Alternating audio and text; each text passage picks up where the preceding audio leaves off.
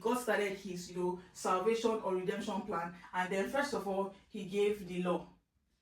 The law, if you read in that same Genesis, it starts to talk about the story of Moses and then into Exodus and all of that. That's why I said you have to read the Bible to get all of these gist. But then the law was given. First of all, for God to do whatever it is he wanted to do, he chose a people, which is the Israelites. Because many people will say that the Bible is about a country. It doesn't have anything to do with me. No, it has everything to do with you. God wanted to deal with man, but God chose a particular people and did everything he would do through those guys. Then the rest of us can see what God is, what God is trying to communicate to us, what he has done for us through these guys, and that's how it spreads to every one of us. That's why some things you read in context, because some things were dealt with Israelites based on their traditions, their cultures, and all of that. But the central message of the gospel is for the nations, is for every single person that exists. So God gave the law, the 10 commandments was given to the children of Israel, but the law does not stop at the 10 commandments. There were so many other of them, over 600 of them. If you read Leviticus and the rest of them, you see so many, thou shalt not do this, thou shalt not do that. Now the law was actually given to man,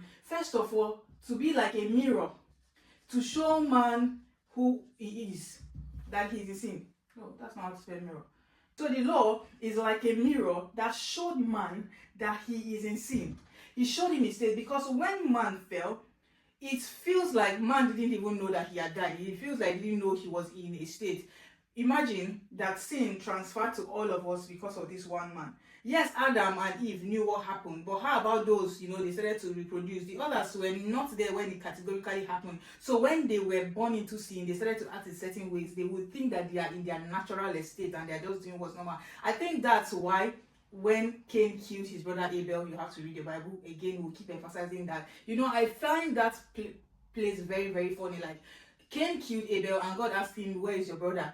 And he's saying, am I my brother's keeper? I'm like the effrontery. It shows that there's something that this guy really doesn't know. This guy doesn't know that killing his brother is wrong.